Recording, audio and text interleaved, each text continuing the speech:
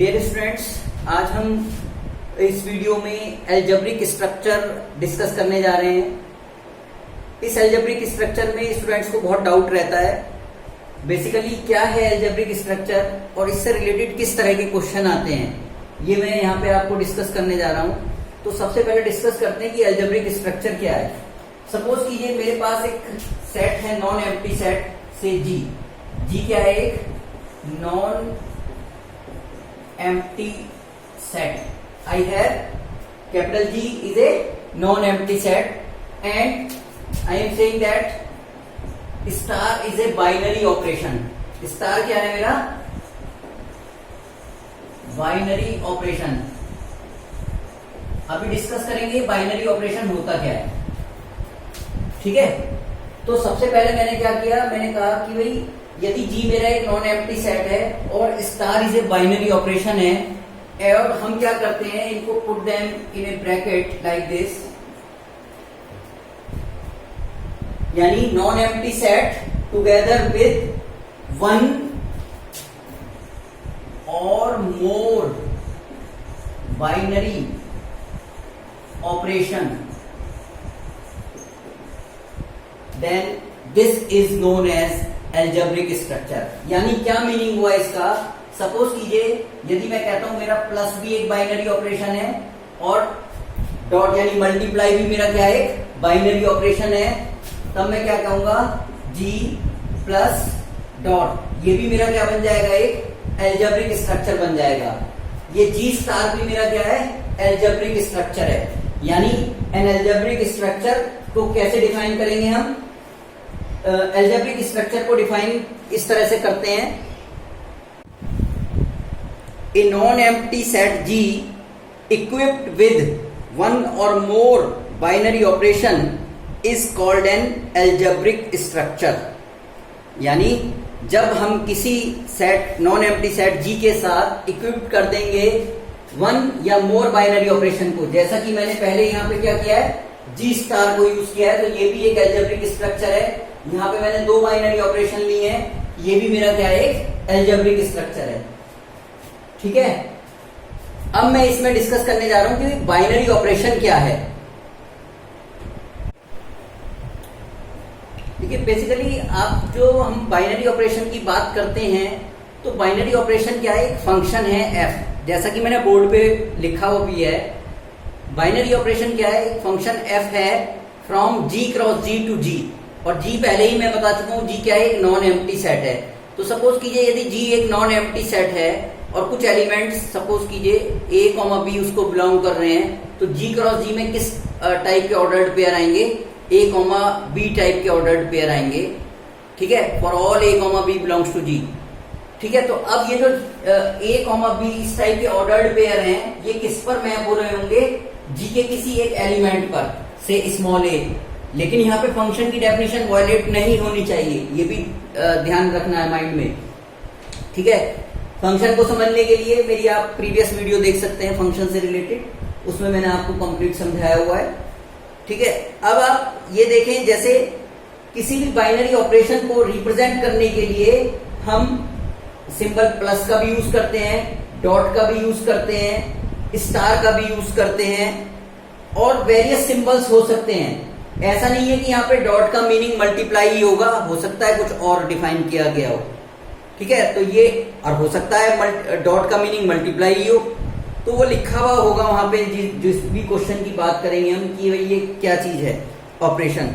तो इसमें हम कह सकते हैं कि सपोज कीजिए plus will be a binary operation on G if A plus B belongs to G for all A comma B belongs to G and A plus B is unique. यानी हम कह रहे हैं कि ए प्लस बी हमारा क्या होना चाहिए, a plus B is unique होना चाहिए, ठीक है। और ए प्लस बी किसको बिलोंग करना चाहिए, a plus B belongs to G for all A comma B belongs to G, और ए प्लस बी हमारा यूनिक होना चाहिए। तब हम कह सकते हैं कि भाई ये हमारा क्या होगा, बाइनरी ऑपरेशन होगा। फिर से समझ लीजिए, कोई डाउट ना रहे, केवल आपको ये माइंड में रखना है, binary operation is a function which maps from G cross G to G, ठीक है। और जी क्रॉस जी में किस टाइप के ऑर्डर पेयर होंगे, ए कॉमा बी। यदि ए कॉमा बी किसको बिलोंग कर रहे हैं, जी को, तो ए कॉमा बी टाइप के ऑर्डर पेयर होंगे जो कि किस पर मैप हो रहे होंगे, यानी ए कॉमा बी ऑर्डर टाइप की इमेज क्या होगी, या तो ए होगी या बी होगी या सी होगी या डी होगी, कुछ भी हो सकती है, लेकिन वो यूनिक होगी जैसा कि फंक्शन की डेफिनेशन कहती है। तो जैसे मैंने बताया कि यदि प्लस मेरा बाइनरी ऑपरेशन है तो ए प्लस बी किसको बिलोंग करना चाहिए, जी को, और ए प्लस बी क्या होना चाहिए, यूनिक होना चाहिए, तब क्या बन जाएगा, मेरा एक बाइनरी ऑपरेशन बन जाएगा।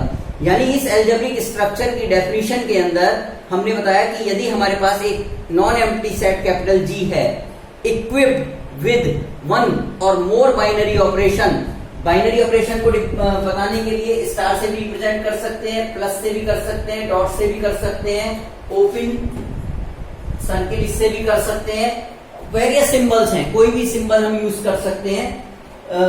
जब भी हम यूज करेंगे या कोई किसी क्वेश्चन को सॉल्व करेंगे तो वहां पे वो डिफाइन होगा कि ये ऑपरेशन इस तरह से डिफाइन है, ठीक है।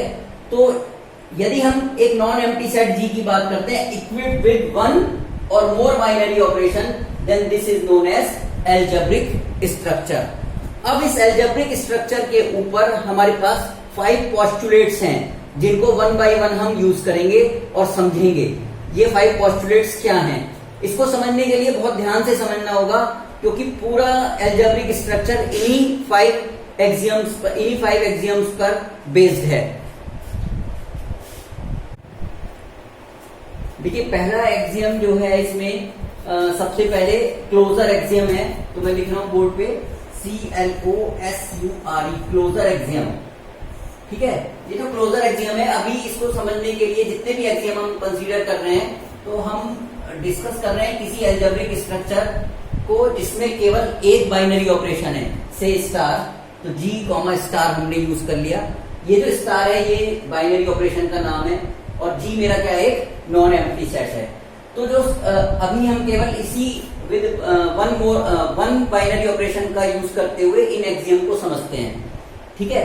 तो अब क्या कर रहे हैं, सबसे पहले क्लोजर एक्सियम को समझने जा रहे हैं। क्लोजर एक्सियम में क्या है, if A, B belongs to G, then A star B belongs to G। यानी अब इसको समझने के लिए बहुत ध्यान से समझना होगा कि यदि कोई दो एलिमेंट A और B किसी सेट G को बिलोंग करते हैं तो इनका कंपोजिशन से मतलब जो बाइनरी ऑपरेशन ये दिया गया है इसका यूज किया मैंने स्टार, यानी A स्टार B किसको बिलोंग करना चाहिए, जी को बिलोंग करना चाहिए। जैसे फॉर एग्जाम्पल मैं आपको समझाता हूं, सेट ऑफ नेचुरल नंबर यदि है मेरे पास में तो हम क्या लिखते हैं, n is equal to 1 2 3 4 and so on, लिखते हैं नहीं लिखते, ठीक है। अब यदि मैं स्टार की जगह इसमें कहता हूं कि इस स्टार की जगह क्या है, मेरे पास बाइनरी ऑपरेशन की जगह प्लस का सिंबल है, यानी एडिशन है। ये एडिशन की जगह मल्टीप्लीकेशन भी हो सकता है या कुछ और भी हो सकता है, ठीक है। तो यदि आप देखें कोई भी इसमें से दो एलिमेंट ले लीजिए 2, 3 belongs to n, then 2 + 3 is equal to कितना आता बेटा 5, ये भी किसको बिलोंग कर रहा है, n को बिलोंग कर रहा है। तो क्लोजर एक्सियम क्या हो जाएगा, यहाँ पे सेटिस्फाई हो जाएगा, ठीक है। आप किसी भी एलिमेंट को लेकर के देख लीजिए, किन्हीं भी दो नेचुरल नंबर का सम एक नेचुरल नंबर ही होगा, या यदि इस प्लस की जगह यहां पे क्या लिख दूं मैं, मल्टीप्लाई भी लिख दूं, यानी डॉट। आपकी बारी मैंने क्या किया, इस स्टार की जगह क्या लिख दूं, डॉट लिखा मैंने, यानी मल्टीप्लाई। तो यदि आप देखें 2 × 1 इज इक्वल टू 2, जो कि किसको बिलोंग कर रहा है, नेचुरल नंबर को। 2 भी किसको बिलोंग कर रहा है, 2, 1 यहां पे किसको बिलोंग कर रहा है बेटा, सेट n को, नेचुरल नंबर को। तो 2 × 1 इज इक्वल टू 2, ये भी किसको बिलोंग कर रहा है, नेचुरल नंबर को। सपोज कीजिए 3, 4 बिलोंग्स टू n, देन 3 × 4 यानी 3 4 जा 12, ये भी किसको बिलोंग करेगा, n को। तो इस तरह से हम क्या कर रहे हैं, ये क्लोजर एक्सियम समझ रहे हैं। पहला वाला axiom, this is your closure axiom. मैं समझता हूं यहां पे अब कोई डाउट नहीं रहा होगा आपको, ठीक है। यदि सपोज कीजिए इस स्टार की जगह मैं कहता हूं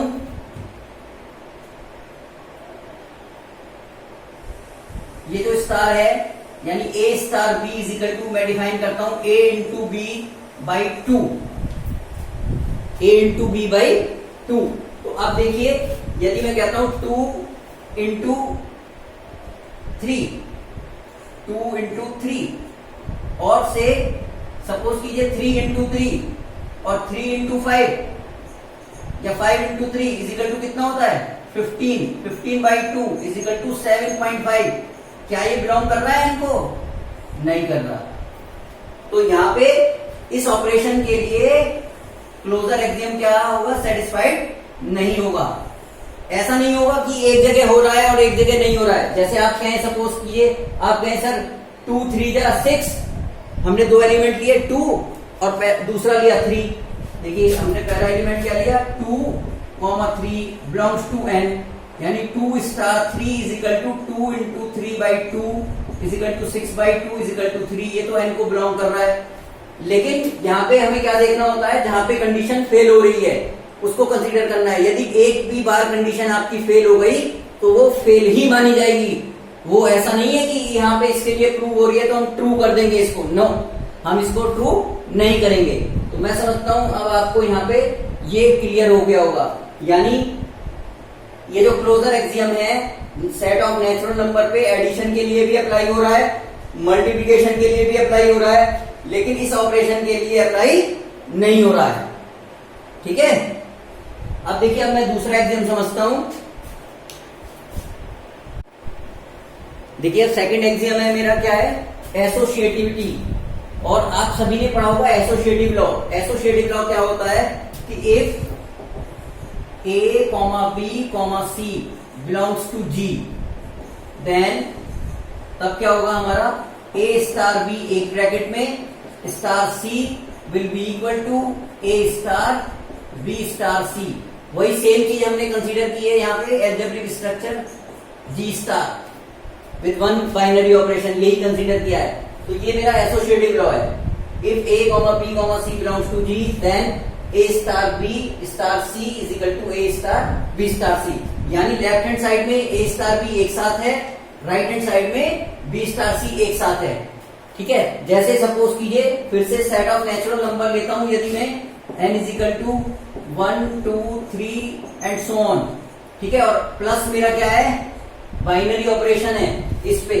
तो मैं क्या करूंगा, देखिए वैसे तो एग्जाम्पल लेके हम प्रूव नहीं करते, लेकिन आपको समझाना है मुझे, तो मैं एग्जाम्पल लेकर के आपको समझा रहा हूं जिससे कि आपको कोई प्रॉब्लम ना आए।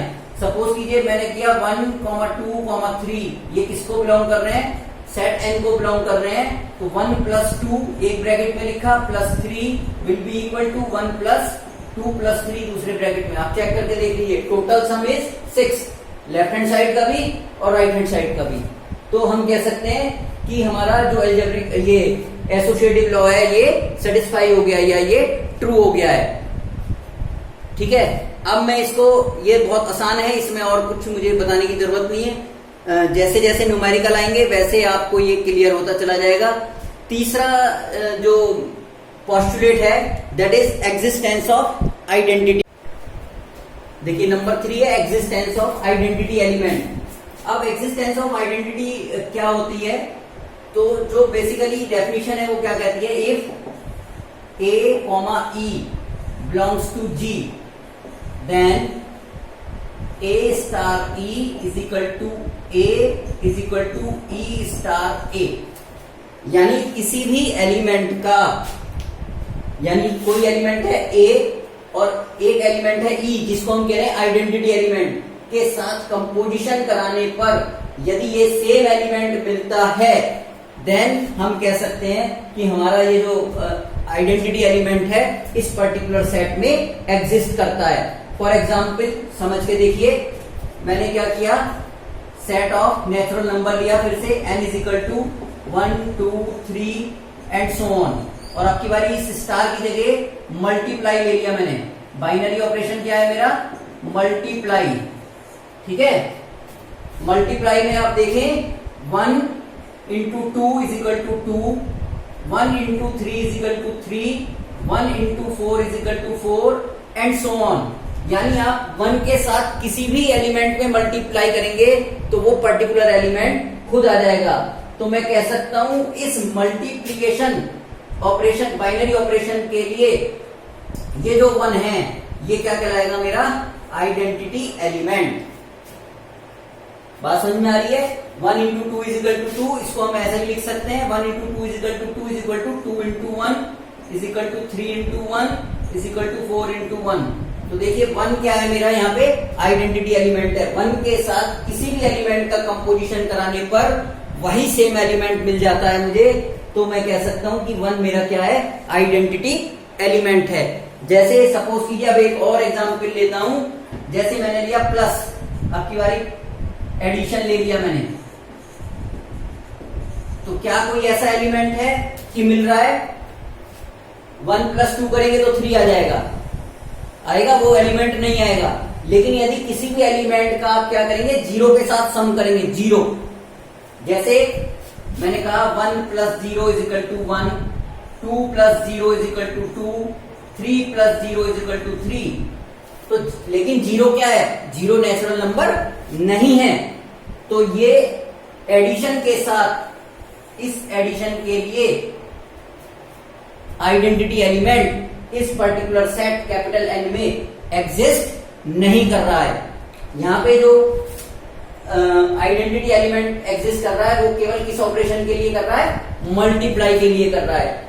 जैसे एक और एग्जांपल लेता हूं समझाने के लिए, कि मेरे पास आपकी बारी सेट ऑफ इंटीजर है, सेट ऑफ इंटीजर्स z, यानी dash dash dash -3 -2 -1 0 1 2 3 dash dash dash, यही सेट ऑफ इंटीजर है। और बाइनरी ऑपरेशन मैंने क्या ले लिया, प्लस, बाइनरी ऑपरेशन स्टार की जगह आपकी बारी क्या ले लिया मैंने, प्लस। तो आप देखिए 3 plus 0 is equal to 3 is equal to 0 plus 3, -3 plus 0 is equal to -3 is equal to 0 plus -3। किसी भी एलिमेंट के साथ इसका आप कंपोजिशन कराएंगे तो आपको वही सेम एलिमेंट मिलेगा। So we can say that 0 is the identity element in this set for operation plus। आ रही है बात समझ में या नहीं? मैं समझता हूं अब आपको ये existence of identity element clear हो गया होगा। यदि नहीं भी कोई क्लियर हुआ होगा तो आगे 1-2 क्वेश्चन हम करेंगे, उससे वहां पे आपको ये क्या हो जाएगा, क्लियर हो जाएगा।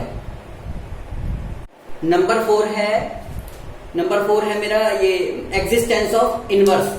एग्जिस्टेंस ऑफ इनवर्स को समझने के लिए हमें क्या कर रहे हैं, देखिए बोर्ड पे लिखता हूं, if a, b belongs to g, then यदि हमें क्या मिलता है, if a, b belongs to g and a star b is equal to e is equal to b star a, then हम कह सकते हैं b is the inverse of A, और क्या कह सकते हैं इसको, A is the inverse of B।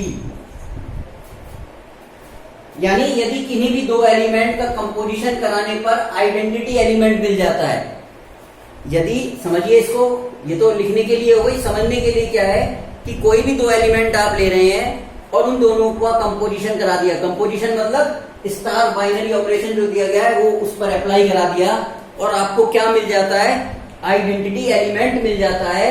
Then we can say that A is the inverse of B, और we can say that B is the inverse of A।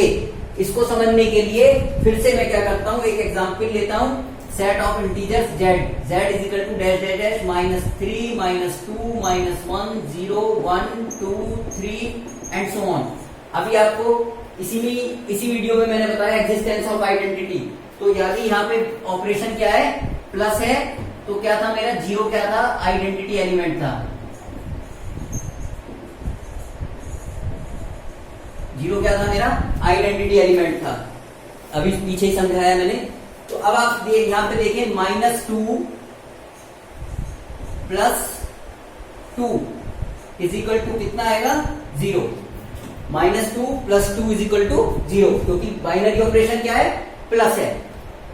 ऐसे ही आप देखें -1 + 1 = 0, -3 + 3 = 0। तो इसका क्या मतलब है, इन दोनों एलिमेंट का कंपोजिशन कराने पे क्या मिल गया, 0। इन दोनों एलिमेंट का कंपोजिशन कराने पे 0, इन दोनों एलिमेंट का कंपोजिशन कराने पे 0। इसका क्या मतलब है, इसको हम ऐसे भी लिख सकते हैं 2 + -2 = 1 + -1 = 3 + -3। तो इसका क्या मतलब है कि भाई 2 का इनवर्स क्या है, -2, या ऐसे भी कह सकते हैं -2 का इनवर्स क्या है, 2। 1 का इनवर्स -1, -1 का इनवर्स 1, 3 का इनवर्स -3, -3 का इनवर्स 3। तो इस तरह से हम क्या देख रहे हैं यहाँ पे कि ये सभी इसमें एग्जिस्ट कर रहे हैं, और ये इस तरह से इनवर्स एक दूसरे का इनवर्स, हम एक एलिमेंट से दूसरे एलिमेंट का इनवर्स हम फाइंड आउट कर सकते हैं, यानी existence of inverse find out कर सकते हैं कि क्या ये एक्सियम ट्रू होगा या नहीं होगा। ठीक है, अब 5वां एक्सियम यूज करते हैं, उसको समझते हैं। 5th लॉ है हमारा, 5th पोस्टुलेट्स है कॉम्यूटेटिव लॉ, यानी कॉम्यूटेटिविटी।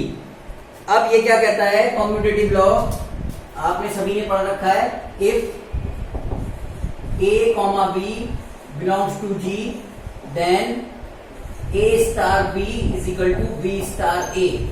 यहाँ पे एक बात ध्यान देने वाली है, जो पिछले जो 4th एक्सियम हमने सीखा, 4th पोस्टुलेट या 4th एक्सियम हमने जो सीखा था एग्जिस्टेंस ऑफ इनवर्स, उसमें यही था A * B लिखा हुआ था, लेकिन वहां पे क्या था, इन दोनों एलिमेंट का कंपोजिशन कराने पे मुझे क्या मिल रहा था, वहां पे आइडेंटिटी एलिमेंट मिल रहा था। यहाँ पे आइडेंटिटी एलिमेंट नहीं मिल रहा है, कंफ्यूजन नहीं रखना है अपने आप को, बिल्कुल भी कंफ्यूज नहीं होना है। यानी यहाँ पे क्या है, A * B = B * A है, लेकिन यहाँ पे = E नहीं है।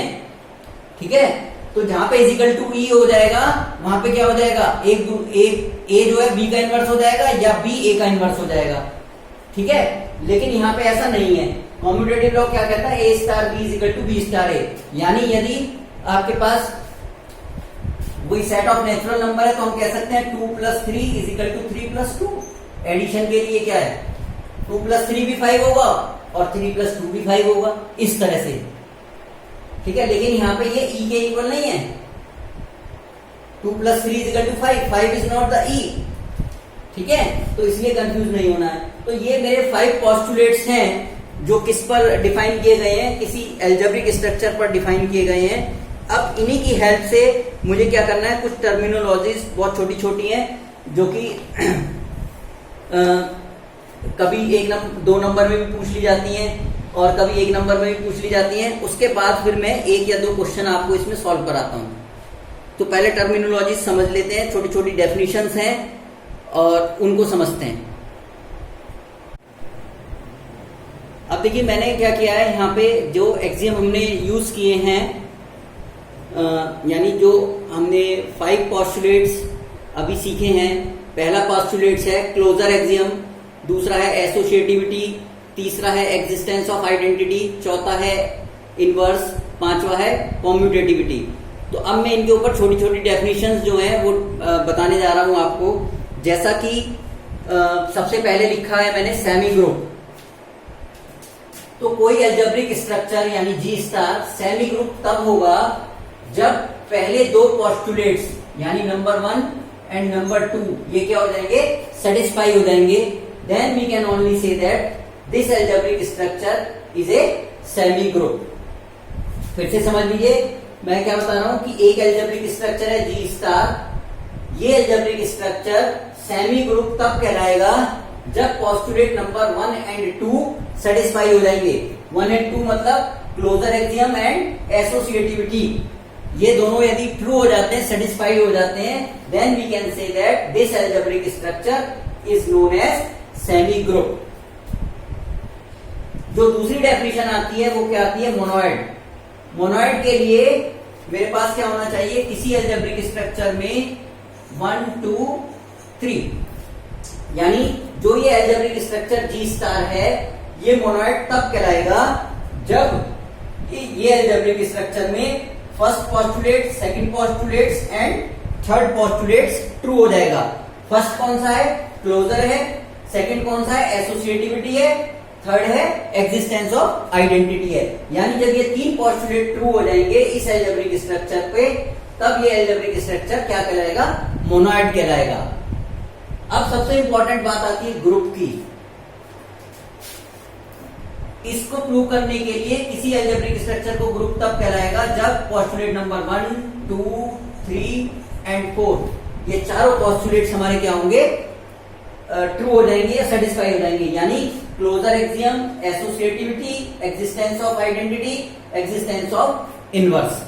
और एबिलियन के लिए ये पांचों चीजें होंगी 1, 2, 3, 4, 5। जब ये 5 एक्सियम या 5 पोस्टुलेट्स ट्रू होंगे तब हमारा एल्जेब्रिक स्ट्रक्चर क्या कहलाएगा? एबिलियन ग्रुप कहलाएगा।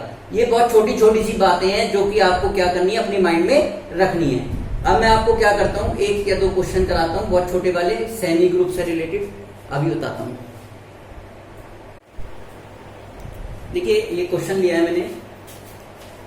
Show that the set capital N of natural numbers is a semi group under operation x star y is equal to maximum of x comma y। पहले तो ये question समझ लेते हैं। यानी जो अपनी वाली स्टार ऑपरेशन है, बाइनरी ऑपरेशन, वो क्या कहता है कि x और y में से जो भी मैक्सिमम नंबर होगा वो इसकी आउटपुट हो जाएगी। ठीक है, यदि x मैक्सिमम है, जैसे नेचुरल नंबर मैंने क्या लिया, सेट ऑफ नेचुरल नंबर क्या लिखा? n is equal to 1, 2, 3, 4, 5 and so on. तो सपोज कीजिए यदि मैं लेता हूं इफ मैंने लिखा 2, 3 बिलोंग्स टू n, तो 2 स्टार 3 इज इक्वल टू मेरा क्या आएगा? मैक्सिमम ऑफ 2, 3 यानी 3। और 3 किसको बिलोंग कर रहा है? नेचुरल नंबर को। इस तरह से ये ऑपरेशन दिया गया है जिसको मैंने डिफाइन किया है। और यहीं पे मेरा पहला एक्सियम, क्लोजर एक्सियम सेटिस्फाइड भी हो गया है। वो कैसे? देखिए क्लोजर एक्सियम क्या कहता है? If a, b belongs to n then a star b belongs to n। तो देखिए 2 स्टार 3 करेंगे तो भी क्या आएगा? 3 ही आएगा। मैक्सिमम नंबर या तो 2 होगा या 3 होगा। तो 2 है या 2 और 3 में कौन सा मैक्सिमम है? 3। तो 3 आ गया। तो 3 किसको बिलोंग कर रहा है? n को बिलोंग कर रहा है। या आप ऐसे भी कह सकते हैं कि यदि ये दो नंबर नेचुरल नंबर को बिलोंग कर रहे हैं, या तो पहला नंबर मिलेगा या दूसरा नंबर मिलेगा। चाहे हमें पहला नंबर मिले चाहे दूसरा नंबर मिले, वो सेट n को बिलोंग करेगा ही करेगा। ठीक है, तो ये मेरा ऑपरेशन कौन सा सेटिस्फाई हो गया है? First, very first axiom, closure axiom satisfy हो गया है। अब एसोसिएटिविटी को समझाने के लिए मैं क्या करता हूं? एसोसिएटिव लॉ क्या कहता है? एसोसिएटिविटी क्या कहती है? a स्टार b एक ब्रैकेट में star c will be equal to a star b star c। इसको समझने के लिए पहले लेफ्ट हैंड साइड को ध्यान से समझिए, LHS को। देखिए a स्टार b, यदि मैं कहता हूं इफ, उससे पहले मुझे क्या लिखना पड़ेगा? इफ a, b, c किसको बिलोंग कर रहे हैं?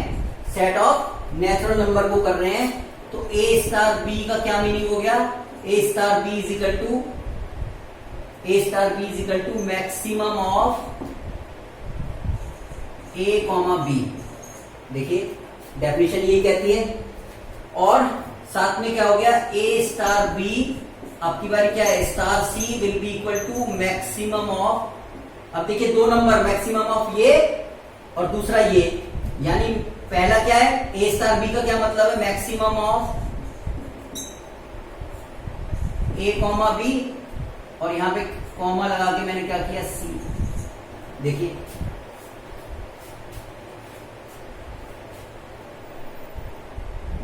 बात समझ में आ रही है? यानी यदि जब हम यहाँ क्या कराते हैं? a स्टार b कराते हैं तो मैक्सिमम नंबर लेते हैं a या b में से। अब की बारी a star b star c है तो मैक्सिमम नंबर लेंगे या तो इसमें से या c में से, इन दोनों में से जो भी होगा। यानी इसका क्या मीनिंग हो गया? इसको हम कह सकते हैं maximum of a, b, c। यानी जो लेफ्ट हैंड साइड है वो ये आ गई हमारी। अब हम राइट हैंड साइड को देखते हैं। राइट हैंड साइड क्या लिखी हुई है हमारी? b स्टार c एक साथ लिखा हुआ है, तो b स्टार c हमने लिया। b स्टार c का क्या मीनिंग हो गया? B star c is equal to maximum of b comma c, और ए स्टार पहले लगा हुआ है तो a star b star c का क्या मीनिंग हो गया, मैक्सिमम ऑफ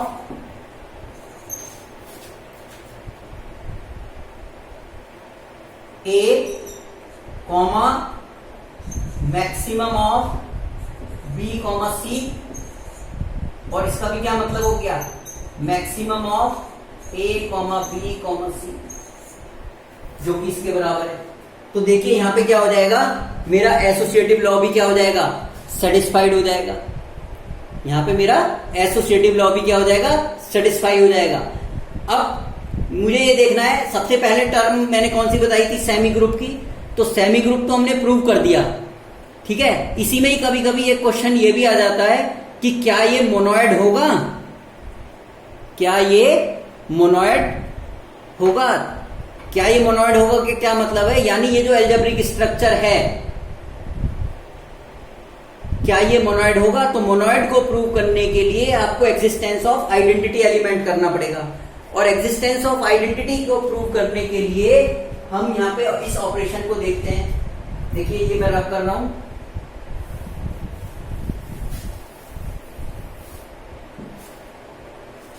अब आप देखिए कि भाई यदि मैं लेता हूं कोई भी एलिमेंट लेते हैं हम, सपोज कीजिए मैंने कहा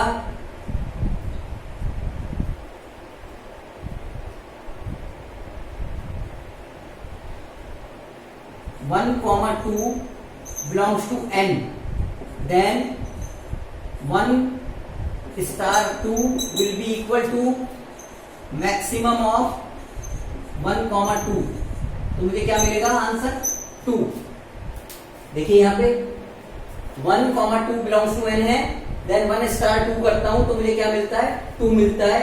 ऐसे ही यदि मैं क्या कहता हूं 1,3 इसको बिलोंग करना है n को, और 1 स्टार 3 करेंगे तो मैक्सिमम ऑफ क्या मिलेगा मुझे, 1,3 मिलेगा,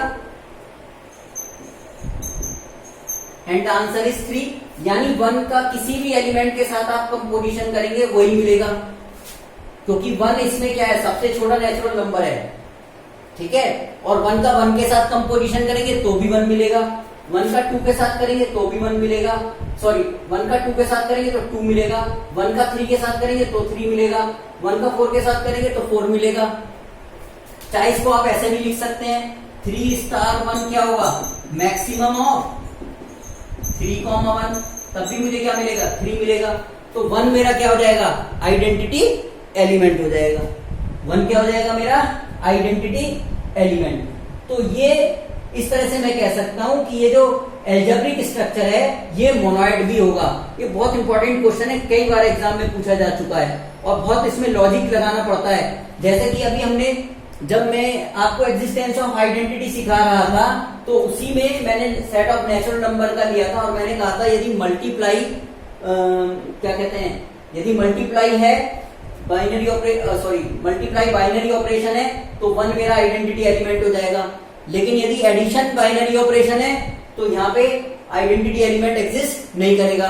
लेकिन तीसरा ऑपरेशन क्या आ गया, यहाँ पे स्टार दिया गया है, मैक्सिमम नंबर निकालना है, ठीक है, ऑफ 1 and 2, ऑफ 1 and 3, या जो भी आप नंबर लेना चाहें। तो उसमें क्या मिल रहा है, 1 एक ऐसा एलिमेंट है जिसके साथ किसी भी एलिमेंट का आप कंपोजिशन कराएंगे तो वही सेम एलिमेंट आपको मिल जाएगा, ठीक है। तो इसलिए यहाँ पे क्या होगा, 1 मेरा क्या बन जाएगा, आइडेंटिटी एलिमेंट बन जाएगा।